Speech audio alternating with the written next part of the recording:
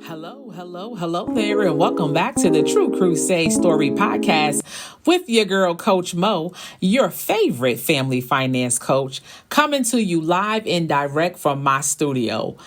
Listen, it has been a minute, probably a month now since we were last on the broadcast, and trust me, it's nothing but good things happening, right? And so we've been super busy with clients and traveling, but I'm so grateful and thankful to be back before you once again with a powerful topic on finance and money.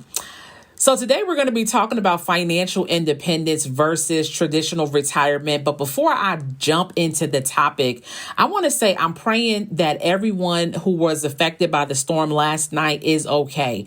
In the city where I live, trust me, it was thundering and storming and raining, bad weather conditions. But to God be the glory, we made it to see another day. So I just pray that if you were in an area or region where you were affected by a storm last night, that you are safe and sound. Okay, safe and sound.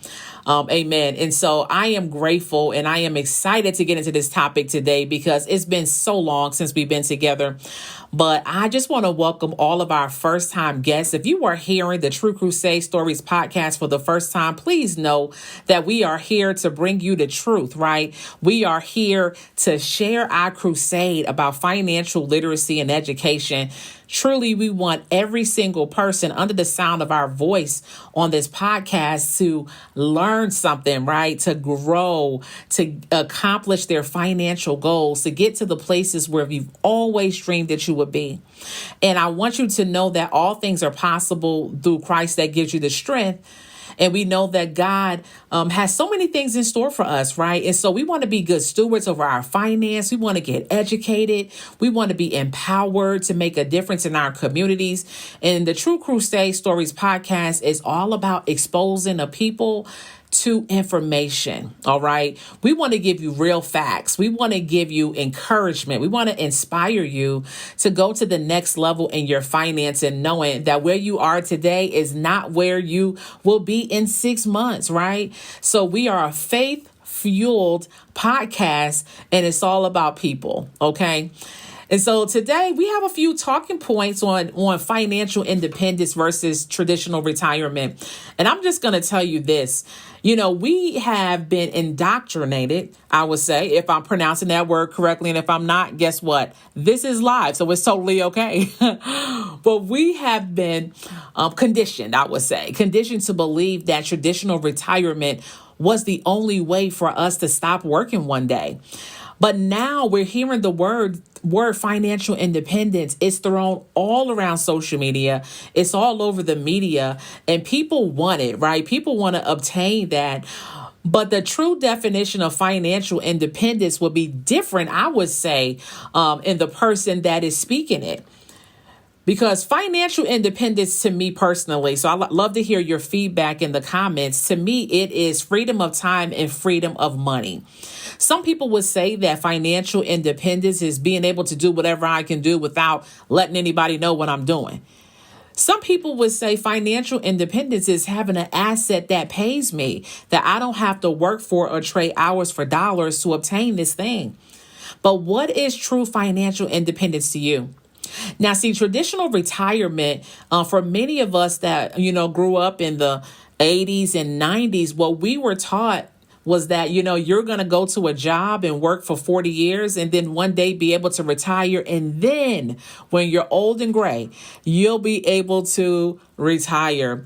But those days are long gone. So for some people who may be listening to this, you may say, well, man, I am at the end of, my work life and I am in my 60s or I am in my 70s and I'm just now getting to the place of retirement. But true retirement means that you have enough money to stop working.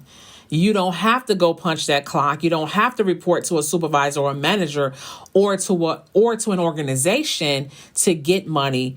But your money is now working for you. The money that you saved over the years, the money you've invested, the real estate that you have, the properties that pay you every month or every year, whatever that looks like, you are at a good place where you can stop all of the striving, if you will, and actually relax and enjoy your life. So I want to talk about just a couple of things today because it's important for us to keep in mind that we can obtain, right, financial independence, but there's some important things that we have to do in order to get there. So first and foremost, let's talk about redefining retirement as financial freedom rather than an age-based milestone, as I mentioned just a few seconds ago. So changing the nature of work affects retirement planning across generations. And so listen, there's so many places and spaces where people can go and make just, more than an hourly wage, right? And so if we look at jobs today, jobs are still paying those hourly wages, but we're seeing so many people that are going into the direction of entrepreneurship and business ownership, because in those areas, they get the opportunity to write their own check, right? And if I get the chance to write my own check, then I may have the opportunity to retire sooner, to be done with work sooner. But how about this picture?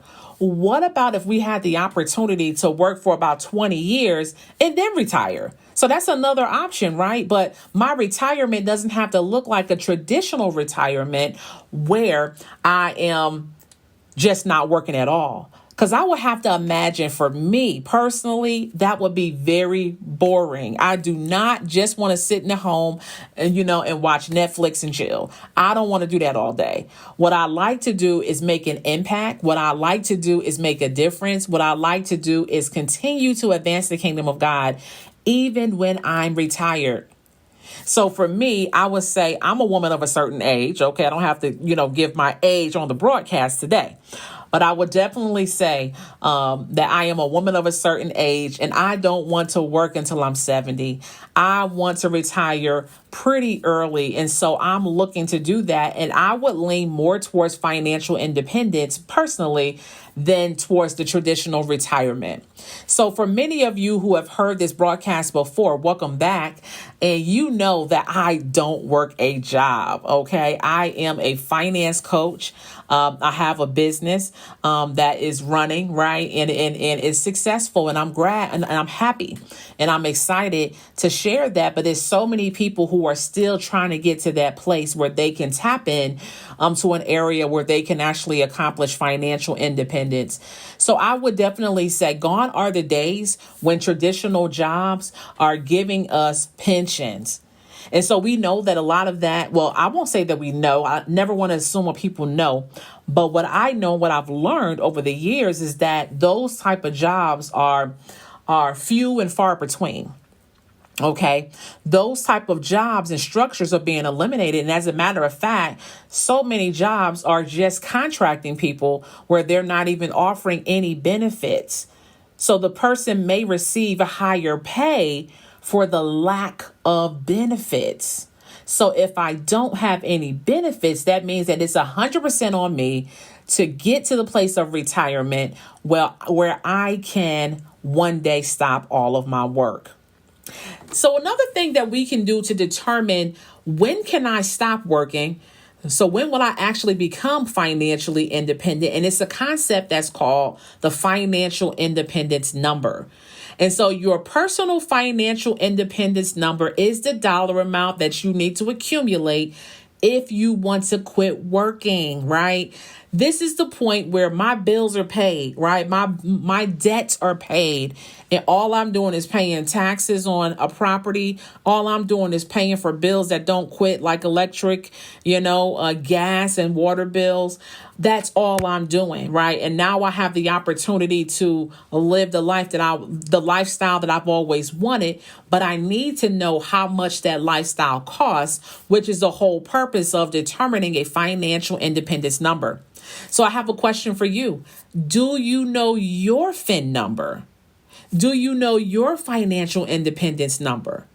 Okay, because there are many different methods to determine what that looks like. And I am a coach, right? And so if you ever wanted to know personally, you can reach out to me and I'll leave my contact information at the end of this video. But you can reach out to me and we can actually get that together and determine that in about 5 minutes. Okay. So some of the things to be considered when we're thinking about the financial independence number, we're thinking about healthcare costs, right? We're thinking about inflation. We're thinking about longevity in personal calculations. We're thinking about debt, right? If we have any debt as we get closer to the end of our work life. So when we think about financial independence, we want to be a lot leaner when we get to that place when it comes to debt. We don't want to have a lot of obligations if that's the way that we want to go. So remember, we're talking about two different things: financial independence versus retirement. Okay. So what about balancing saving for the future while enjoying the present?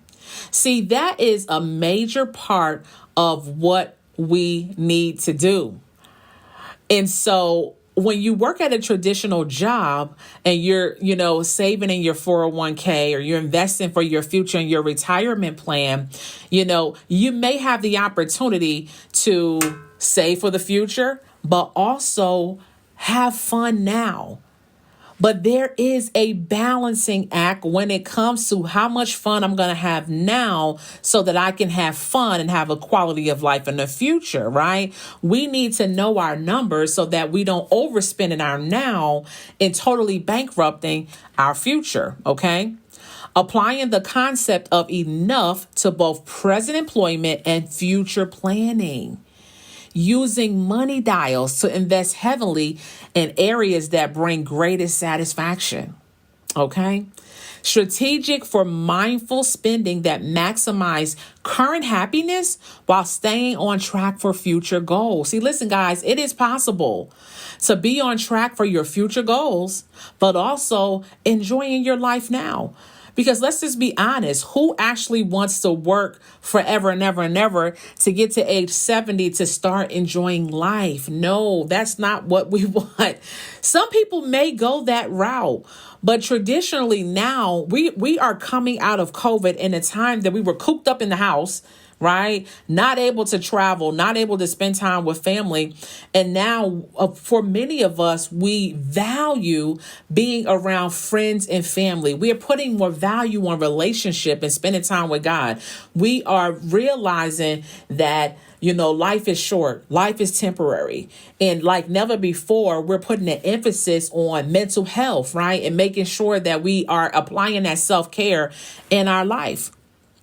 So creating a financial freedom ladder with progressive goals is very, very important.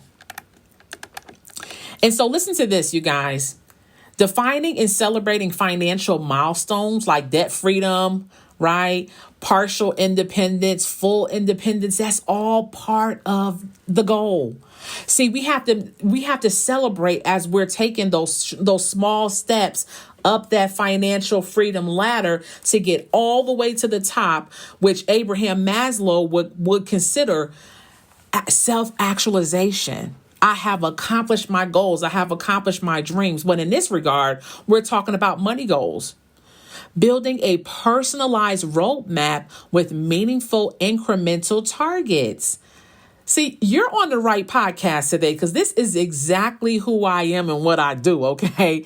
I can help you to get that roadmap because if you ever wanted to take a trip to Florida or if you ever wanted to take a trip to Washington, you need to know how to get there. You may need a GPS unless you're really that wonderful and great with directions and following maps. You may need a GPS, right? You may need to hit a button and know turn left. Turn right. There's traffic up ahead. There's an accident up ahead. See, that's the reason why you need to have a roadmap for success, okay? In addition to that, you want to implement lifestyle changes at each level to experience increasing freedom. So if I get to the place of debt freedom and I have some additional income, one of the things that I could potentially do because I freed up so much of those debt payments that were bogging me down for years, now I can put some of that back into my retirement, but I don't have to put it all in there. Right now, if I'm really super ultra disciplined, I may want to consider putting it all in there. But diversify your risks. Diversifying where you put your money. So maybe you want to enjoy life right now a little bit. That's a beautiful thing to be able to experience that, in incremental stages of your life. So let's think about psychological versus and behavioral adjustments needed at different stages. And so in the earlier years, when I don't have a whole lot of money, I may need to be a lot more disciplined and focused to pay off my debt, right? To eliminate some things that are unnecessary. And as I get to that next step where I have eliminated those things, maybe I can celebrate a little bit by entering in some trips, right? Maybe these are trips that are quarterly. Maybe these are trips that are yearly, because maybe you haven't traveled in a long time. So whatever the reward is for you while you're folding things back into your life, you want to be ever so careful that you're not taking steps backwards, but you're taking steps forward. Creating community and accountability around your freedom ladder is important. So listen, I say this all the time as a coach. I say this, listen, you want to share your goals with someone else that can hold you accountable, who can say, man, where are you at with that? Are you still on track for that? When they see you falling off, they can say, I thought you said that you were going to do X, Y, and Z. See, that makes a difference when you share it with people versus you just having it up on a vision board in your office or in your closet and you share it with no one. See, you have to share the vision, not that you're, wanting to have a bunch of haters in your life to say, girl, you'll never be able to do that. Guy, you'll never be able to do that. But you want to share it with people who support you and who genuinely want to see you in a good place. Okay. What about semi-retirement? See, things are different now. So I sit down with a lot of people who are business owners and I talk to them about their money, right? And I talk to them about, becoming financially independent and when do they want to quit work. But when they think about quitting work, they're not talking about giving up on their passion projects. No, they're talking about working their 9 to 5, which I totally get. And so semi-retirement, get into that place where I'm done with the job, but I'm still doing what I love to do, which may be a hobby turned profession. Okay. Maybe I like to paint, but now I'm going to sell my paintings for a profit. So it can be anything that will be considered semi-retirement where I'm working, but I really don't have to work. But some of this could be I actually have to work. And that has been the traditional format of working. The traditional format of retiring is, when I work for 40 years, if I don't have enough money, I'm going to be semi-retired, meaning that what I've been doing for 40 years, I'm not going to do that anymore. But what I am going to do is pick up a part-time job. See, that would still be considered semi-retirement. So Social Security, I'm getting that, but also I'm working a part-time job. But people nowadays want more flexible work arrangements right now because they want to be able to go to Cancun. They want to be able to go and spend time with their family, but still have the opportunity to make some money. See, if that is you, I got something for you, all right? So you got to reach out to me. So developing strategies where investments grow while you work less. That is the dream. Right? How can I get something that's going to pay me, right? Versus me having to work hard to get paid. That's the key. So creating portfolio income that replaces part of your employment income, it would be wonderful. Building careers with flexible off-ramps and part-time options. See, these are some of those things that we can potentially do and maybe you can do, to offset that retirement and to offset where you're going. Developing marketable skills and retaining value with traditional retirement years. Okay. So how can you learn a new skill that's going to pay you while you transition out of work? Incorporating meaningful work as part of a holistic retirement lifestyle. That's beautiful. And that's what I'm talking about, right? Having the opportunity to, at the end of my profession, I get to do what I love to do. I get to make an impact now because most people that work jobs can't stand what they do. They only do it for the money. But what about if I get to transition even before the traditional work construct where it says, listen, I need to work for 30 or 40 years and then I retire. Then I get to, put my, sit on my porch and sip lemonade and sip iced tea and watch the traffic go by and take a vacation once a year. And the vacation I'm taking is to my family for Christmas. No. We want to live large, right? We want to have big goals and dreams. And not that we have to live large in a way that we're spending up a ton of money, but we want more than that. Some people want more than that. Are you that person that wants a little bit more? Because I'm most certainly that person. All right. But I can only speak for myself. So I need to hear back from you guys. And so I want to give you a couple of statistics and I'm going to be closing out. But first and foremost, the average American believes that they need about $1.8 million to retire comfortably. And that is according to a report that was published by Northwestern Mutual in 2023. $1.8 million to retire comfortably. Where are you at on that? Okay. Where are you at on that trajectory? Are you on your way to an average of $1.8 million? And see, the thing about it is, if all you did was work at a traditional job, you would probably not be on track for that unless you were making six figures every year. And then investing aggressively and investing early, which this is not a recommendation, but investing early so you can get to the places where you want to be. 68% of millennials expect to work in some capacity during retirement years. 68%. So that's not necessarily a bad thing, but that may be, right, that unconventional way of work, which is now becoming our new norm, where we retire, but we still do that meaningful work. There's nothing wrong with that, right? And I believe, and I'm sure there's a lot of data out there that supports this, that if you stop working, right, and you just completely stop doing anything at all, your death is coming a little bit sooner than someone who stays active. Now, listen, I don't know the statistics, so this is just me talking, but I truly believe that that is the case. So workers who gradually reduce their hours before full-time retirement report higher satisfaction levels than those who stop working abruptly. So that was according to an Employment Benefit Research Institute report in 2022. So I hope that you all have really enjoyed this conversation today on the podcast. I would love to hear your feedback because honestly, there are so many things that we can think about when it comes to work and retirement and financial independence. But I'm telling you what, financial independence is possible if you plan for it, right? And you do the right things to get where you need to go. What we're finding, though, is people want to get either professionally licensed so that they can make money in a shorter period of time.